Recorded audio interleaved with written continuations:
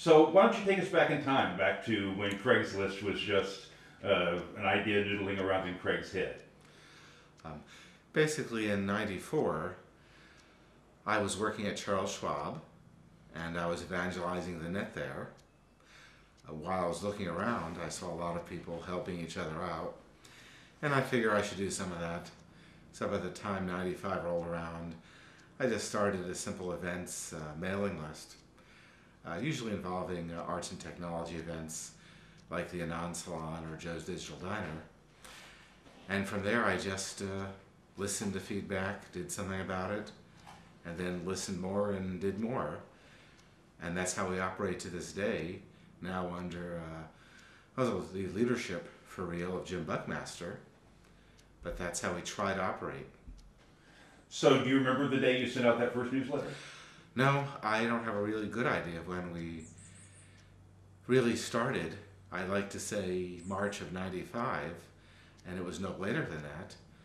But for all I know, it was maybe December of '94. I don't really know.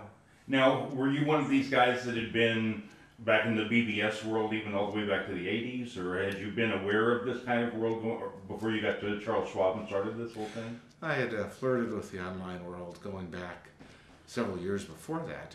I was on Prodigy, and for about a year or so, from '92, I was on The Well, which is a virtual community originally based in Sausalito, and The Well has been very influential for me and across the web.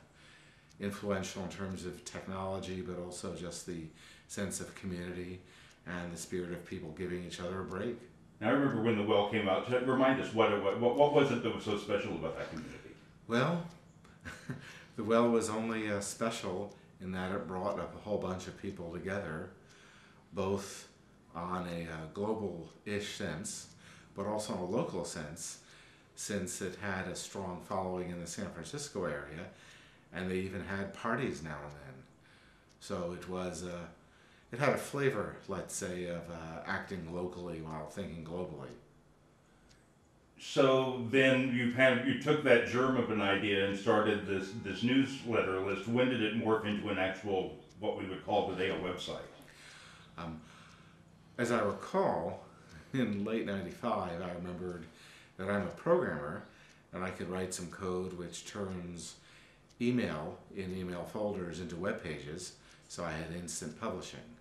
I don't remember exactly what it was. I do remember the sense of realization that this might be very easy, and as it turns out, it wasn't difficult at all. I'm not the only person who did it, and people have done it, that kind of thing, much better, but we've gone in a somewhat different direction. You know, we're no longer very email focused.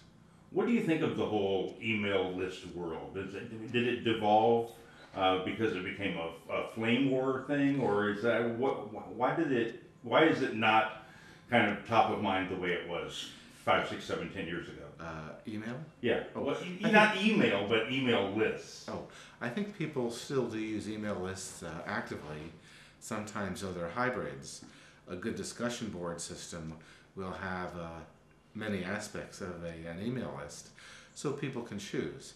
Some people prefer to see every email, every posting as it comes. Some people just want to see summaries. Some people just want to drop in on the web-based version of that. People have different styles, and for any of us too. There are some groups where you do want to see every posting as it happens. There are some that you just want to check every few days. So we now have tools to fit many different needs. So, talk about the way the content that you that was included in Craigslist started to develop. What were some of the first things? What were some of the first things that got added?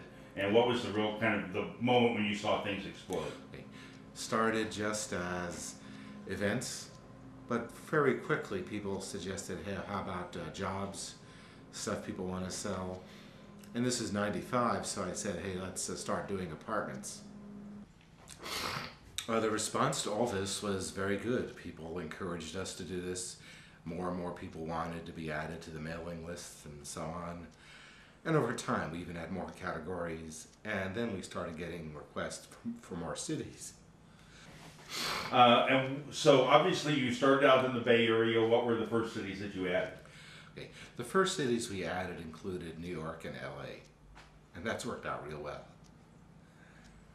Was there any surprise in the way that it developed in those cities and elsewhere around the country as opposed to the way it developed here in the Bay Area? No surprises in terms of growth, with maybe the exception that some cities grew more slowly than we thought. For example, Toronto.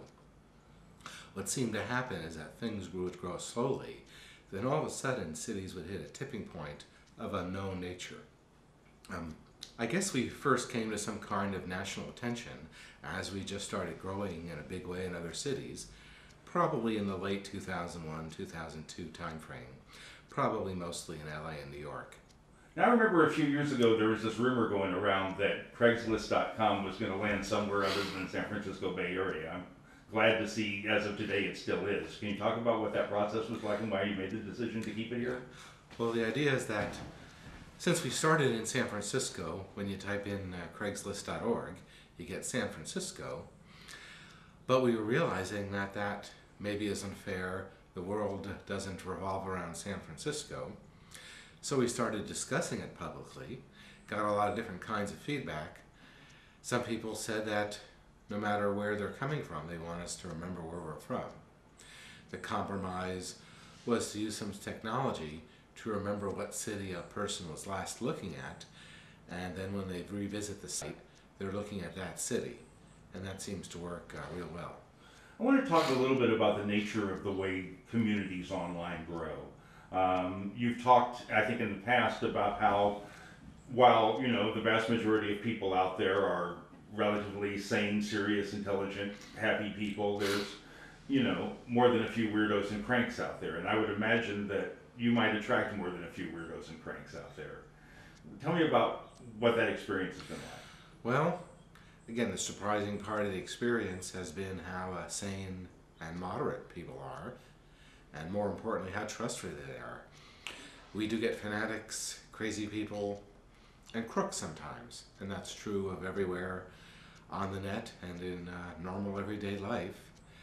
Sometimes it's very irritating because some of the spammers are persistent, and sometimes there are crazy people you can't reason with. Some people are in their own bubbles and maybe can do a lot of damage. But in perspective, the people who are just doing a little damage online, maybe stealing a few $1,000s, they're nothing considering people with a lot of power who are in the behind the beltway. There's a big bubble for you where people do far more damage.